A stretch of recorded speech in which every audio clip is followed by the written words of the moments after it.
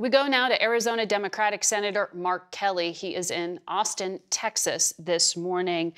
Senator, it is great to have you back on the program. Thank you. You just came back from Ukraine, and you met as well with President Zelenskyy this week here in Washington. Can Ukraine count on that $20 billion that President Biden is asking Congress for? Well, Margaret, thank you for having me on. This was my second trip to Ukraine. I went in April. I had the chance to meet with commanders, U.S. military commanders, Ukrainian, Polish. The aid that we are giving them is critical. If this was to stop, they would lose and Putin would win. So I am, motivated to get this done in the United States Senate. There's bipartisan support for this in a CR, providing funding for Ukraine. And we've got to get this across the finish line or this would be a disaster. Bipartisan support in a short-term deal, you said. Would you vote for a short-term deal if it didn't have Ukraine aid in it? You know I'm asking you this because the House, there's a problem getting this through. Hey, for years when we've done CRs, they've been bipartisan. Senator McConnell feels like we should continue to support Ukraine. Senator Schumer as well. Working across the aisle in the Senate, we can get this done. The dysfunction in the House is unprecedented. Do you know who really cares about whether or not we fund Ukraine or not and continue to provide the support? It's the Chinese president. This has implications across the globe. I spent some private time with President Zelenskyy, just this last week, and try to reassure him that this is coming. And if we fail at this moment, there's a chance that a year from now, 2 years from now, we wind up in a situation where we could be in direct conflict with the Russians. We do not want that. CBS has confirmed that President Biden, in his meeting with President Zelenskyy, said he would provide Ukraine with ATACMS. These are longer-range surface-to-surface missile systems that would allow them to hit behind Russian lines. The Ukrainians have been asking for months for these systems. Whether it's the F-16s or the ATACMS now, are you frustrated at how long it takes for approval to happen for these systems? Yeah, this conflict's been going on for a year and a half now. And in the beginning, we provided artillery, ammunition, eventually HIMARS. F-16s are not like other weapon systems. They're complicated. You have to train pilots. You have to train maintainers. I worked with the administration on that. We've gotten them cluster weapons now. ATACMS is an additional capability. There were some issues we had to work through. They've been, stressing the need for this over a period of time now, and we're at the point that we're going to provide them this capability, and I think it's going to be helpful. What restrictions should there be? Why the apprehension for so long? Well, an artillery shell goes about 18 miles. An ATACMS missile goes about 190 miles. So there was concern where and against what targets would they use them. We don't want this to escalate. But we're at the spot right now where they need an additional capability to maintain some more progress. The progress on this counteroffensive, it's been good. I talked to Ukrainian commanders. There are things that are starting to provide some, problems, but we're making progress there. Mm-hmm. Very quickly, should Senator Bob Menendez resign from his position? Well, these are serious and shocking charges. Bribery, corruption. I've never seen anything like this. He stepped down from being chairman of the Foreign Relations Committee. That's a serious step. I think Senator Menendez is going to have to think long and hard about the cloud that's going to hang over his service in the United States Senate. Well, he is up for re-election. It sounds like you are drawing attention to some questions about that. I have to take a quick... Well, he's going to be in... Sorry. Go ahead. I was going to say he was going to be in court next week. Yeah. And he's got to figure out whether he can adequately serve the people of New Jersey. I have to take a quick break and continue this conversation with you on the other side of it. Senator, stay with us. We'll be right back.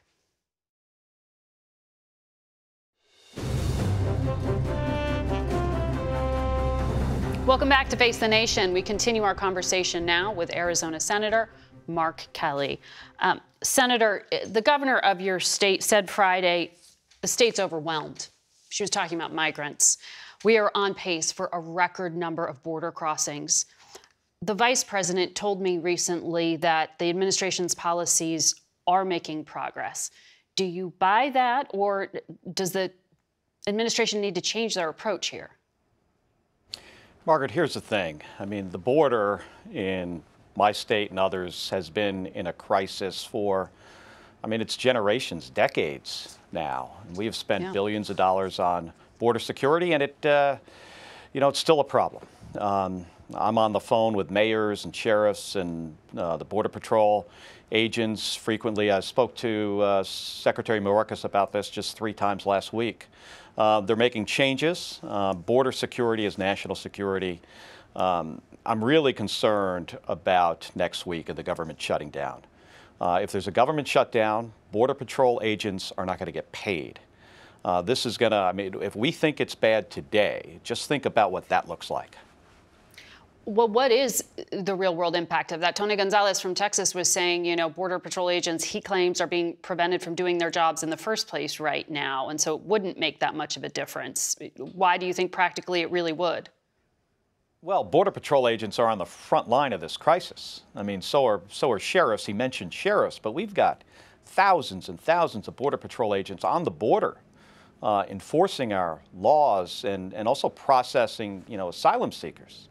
If they stay home, this crisis will be compounded by an order of magnitude. It's unconscionable to think that Republicans in the House are going to allow the government to shut down under the circumstances we're under today. There's always been bipartisan support for stopgap spending bills. Having a government shutdown, it takes off, the growth of our economy is affected. It's going to affect our air traffic control system. If you're going to travel over the holidays and there's a government shutdown, that's going to impact you. Kids don't get meals when there's government shutdown. The military doesn't get paid. So these things are connected. We've got a crisis at the border, and what the Speaker is allowing to happen in the House of Representatives could make this worse. Senator Kelly, thank you very much for joining us today.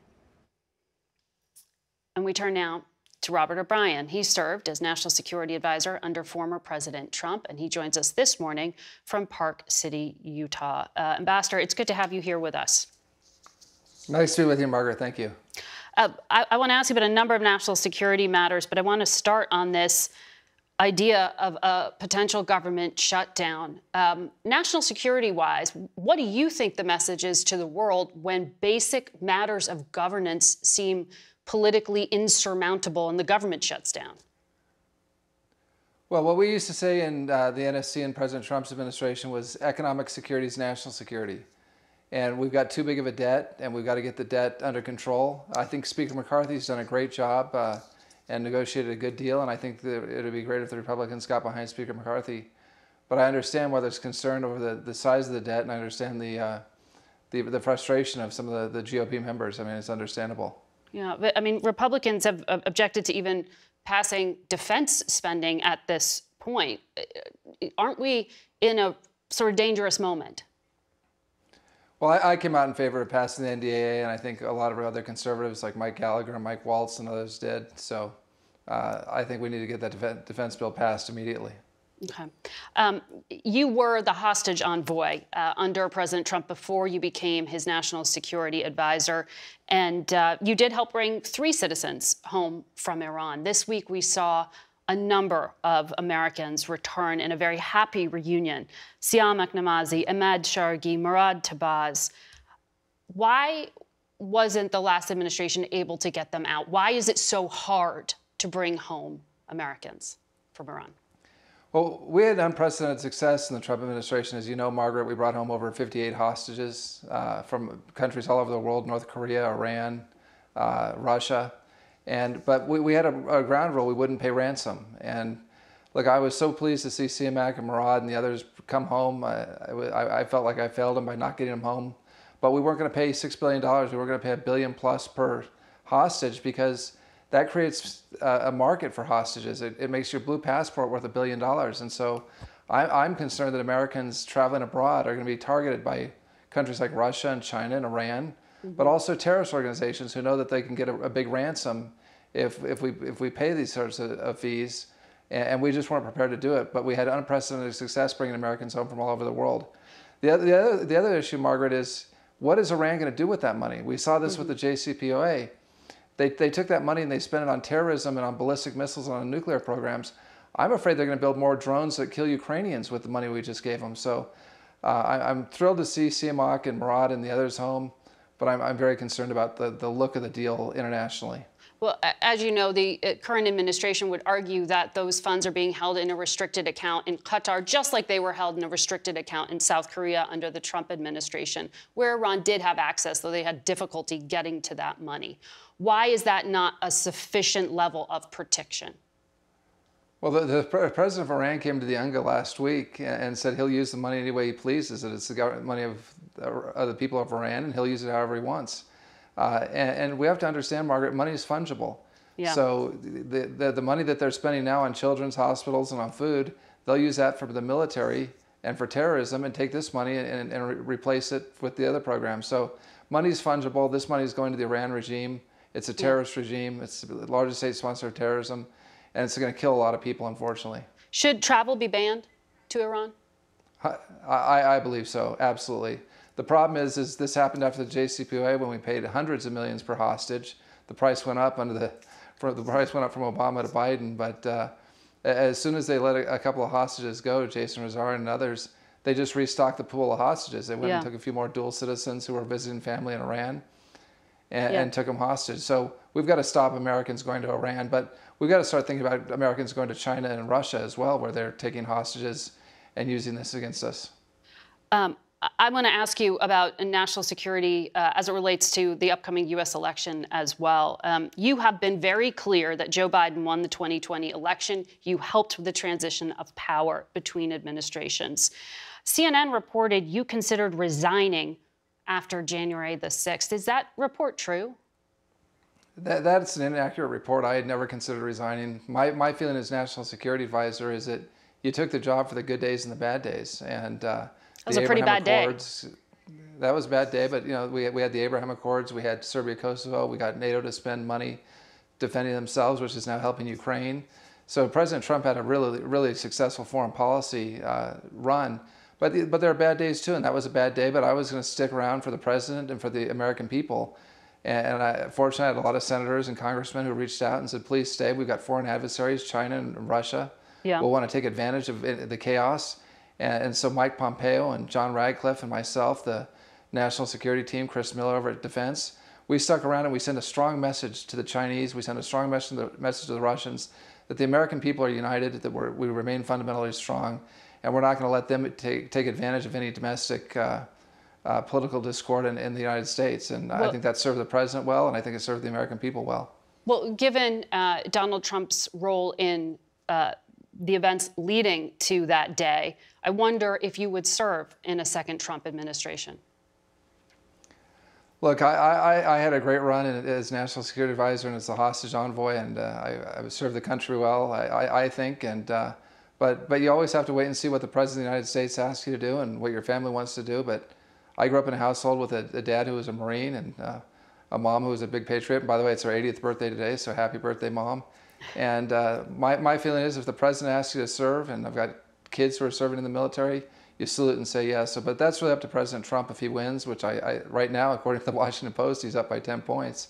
So it looks good for him, but that's up to him and my family. You don't have any doubts? Well, I think there's going to be a great team, and I think we need to return. America looks weak now. We're not weak. We're fundamentally strong, but America looks very weak right now. We have to return to a posture of peace or strength, or we're going to have real problems with China, with Russia, with Iran in the future. And so I think anyone who believes in peace or strength and is asked to serve and has experience to do so should do so and defend America. Absolutely. And I know you cannot talk about the details of the two investigations brought by the special counsel, Jack Smith, because you were subpoenaed. So we have to leave that part of the conversation there. Robert O'Brien, thank you very much for joining us on Face the Nation. We'll be right back. Ukrainian President Zelenskyy and his wife Olena visited Washington last week to press the case for more U.S. assistance in Ukraine's fight against the Russian invasion. We spoke with the First Lady during their visit with the aid of a Ukrainian government interpreter. We began by asking her about what life is like for Ukrainian children. Unfortunately, only 1/3 of Ukrainian children can now attend school because our schools have to be safe, to be located in safe areas, and we need schools with bomb shelters. And my foundation continues fundraising resources to ensure that we have comfortable bomb shelters in all Ukrainian schools. Well, the rest of Ukrainian children, 2/3, continue going to school online because they live in the frontline areas.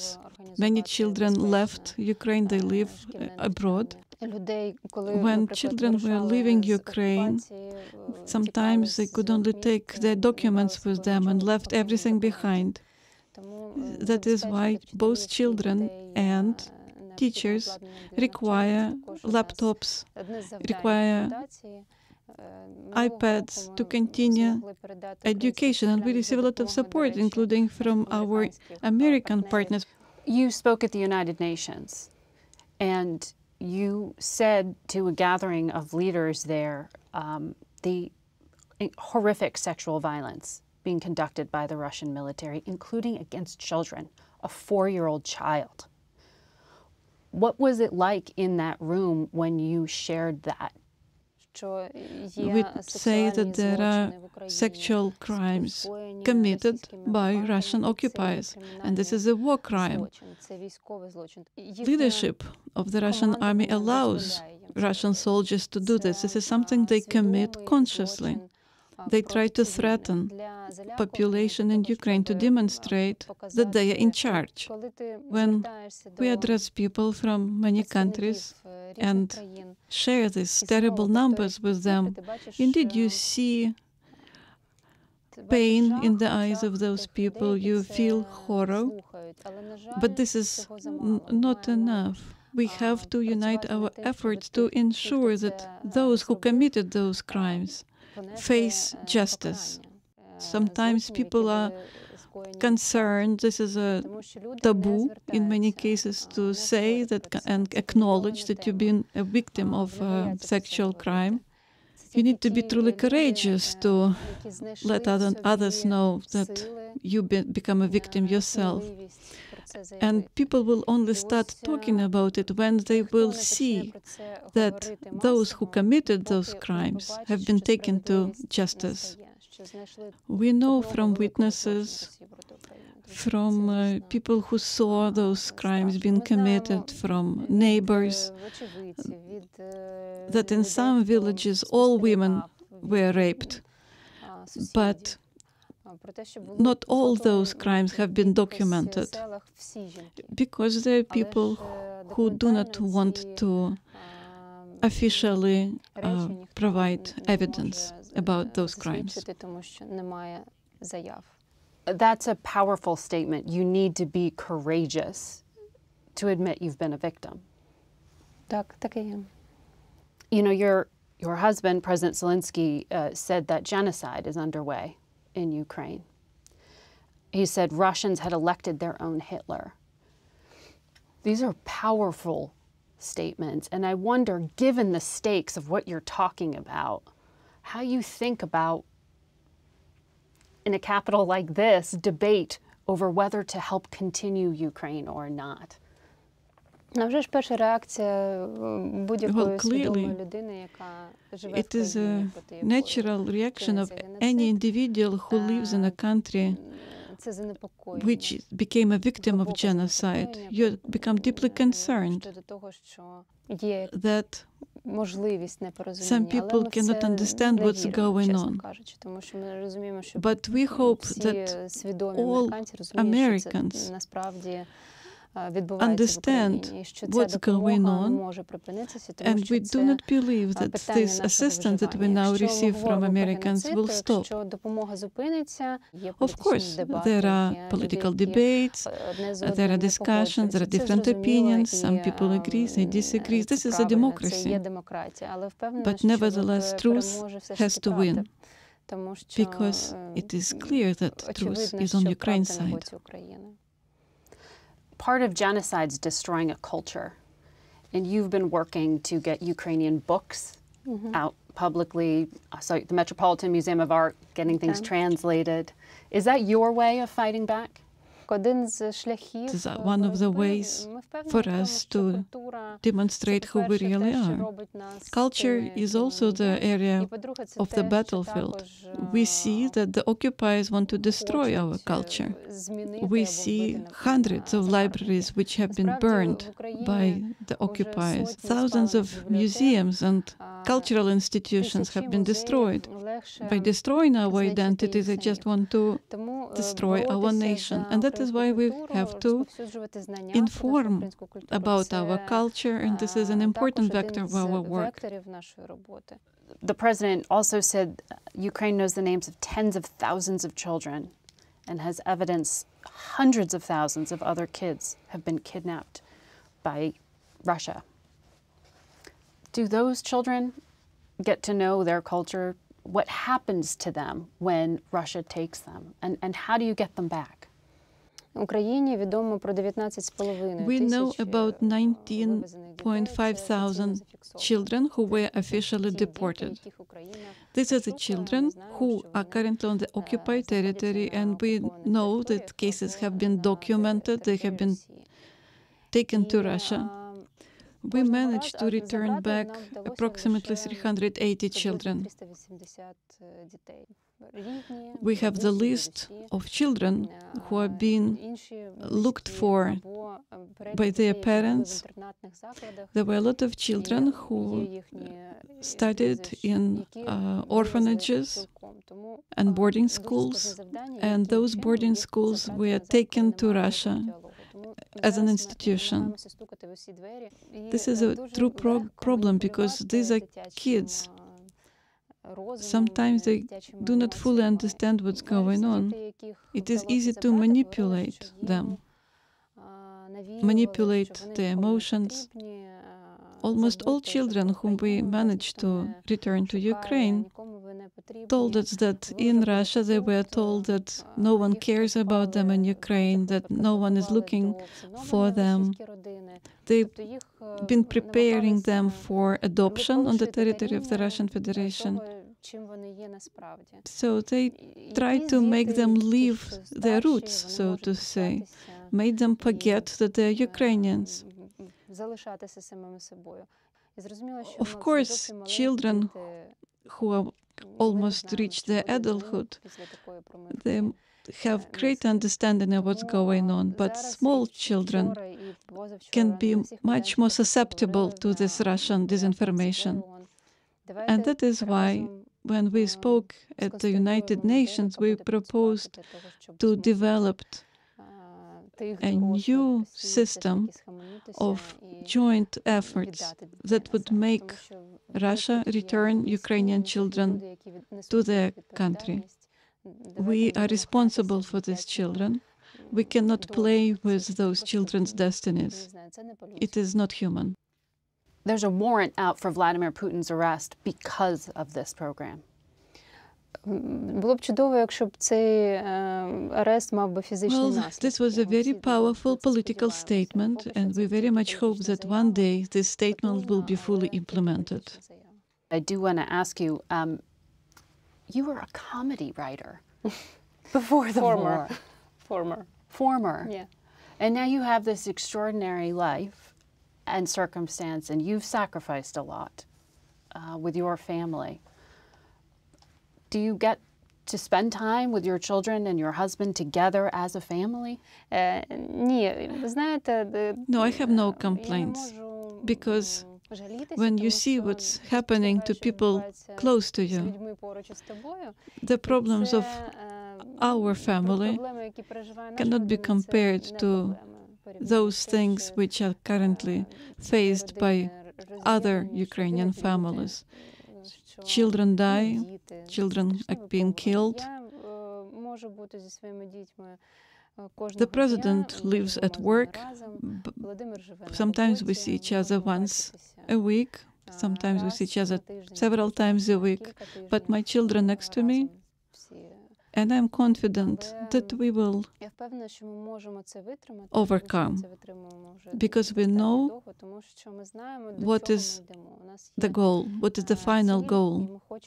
We have to see our victory. We have to see happy faces around us. When people in America think of Ukraine, they think of President Zelenskyy and your family. How would you feel about him running again in 2024 if elections are held? Well, you know, this is a very difficult question for me. You know, even when he ran for the first time, I didn't fully endorse it. But if he runs again, if he runs for the second time, if he decides that it is necessary, well, we have some experience, we've been there. It is not as scary as it was in the first time. I don't know whether he has made this decision or not. It will depend on the situation in our country and the situation and the possibility of organizing free and fair elections. It will also depend whether our society would need him as a president. If he will feel that Ukrainian society will no longer wish him to be the president, he will probably not run. But I will support him, whatever decision he takes. Whatever decision. Madam First Lady, thank you, Madam Zelenska, for your time. Thank you for your time. You can watch our extended conversation on facethenation.com. We'll be back in a moment. That's it for us today. Thank you for watching. Until next week. For Face the Nation, I'm Margaret Brennan.